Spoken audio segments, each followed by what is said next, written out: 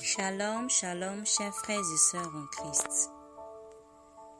Le thème du dévotionnel de ce jour est intitulé « La véritable souffrance de Christ ».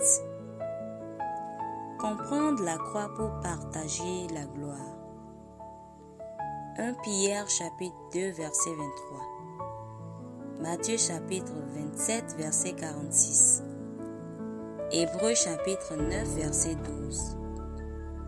La souffrance de Christ ne peut se réduire au coup de fouet ou à la crucifixion visible dans les films. Bien des hommes ont subi des tortures pires. Paul lui-même fut battu plus sévèrement. 2 Corinthiens chapitre 11 verset 24.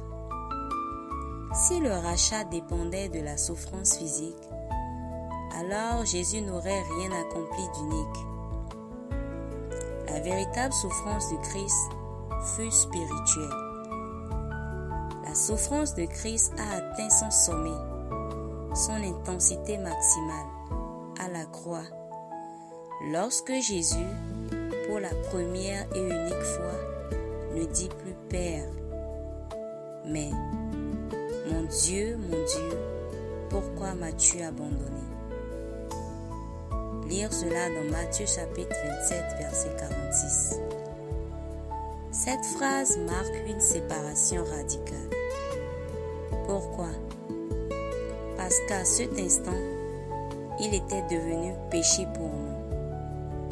2 Corinthiens chapitre 5 verset 21. Il a été traité comme le pécheur que nous étions. Et Dieu, le juste juge, a jugé le péché sur lui. Le salaire du péché, c'est la mort. Non pas seulement biologique, mais la séparation d'avec Dieu. Romains chapitre 6 verset 23. Jésus a expérimenté cette séparation que l'homme a initiée en Éden. Dans Genèse chapitre 3, c'est l'homme qui a fui Dieu. Mais sur la croix, pour la première fois, Dieu s'est détourné de l'homme. C'est cela la vraie souffrance, l'abandon, la rupture, le poids total du péché du monde tombant sur l'innocent.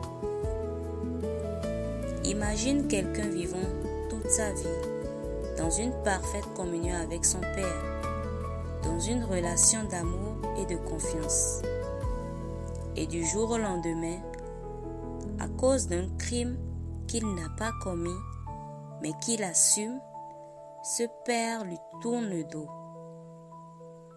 Voilà ce qu'a vécu Jésus pour toi. Lorsque tu comprends la nature spirituelle de la souffrance de Christ, tu ne vis plus ta foi superficiellement. Tu réalises que ton accès à Dieu, ton adoption, ta liberté, ta paix intérieure ont coûté bien plus qu'un sacrifice physique. Tu es entré dans la gloire à cause de sa séparation. Répète cette prière avec foi. Je déclare aujourd'hui que Jésus n'a pas seulement été battu pour moi. Il a été abandonné pour moi. Il a été séparé de Dieu pour que je ne sois plus jamais séparé de lui. Ce n'est pas la souffrance physique, mais le jugement spirituel du péché qu'il a porté, qui m'a sauvé. Par sa mort, j'ai la vie. Par son rejet, j'ai l'adoption. Par son sang, j'ai la paix. Je suis en communion avec le Père, car Christ a restauré le lien brisé. Je vis dans la gloire qu'il a acquise au prix de son abondance.